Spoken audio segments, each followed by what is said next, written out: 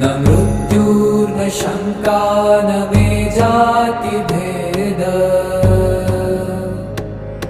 पिता नैव मे नैव माता न जन्म न बन्धुर्न मित्रं गुरुर्नैव शिष्यम् चिदानन्दरूप शिवोऽहं शिवोऽहम्।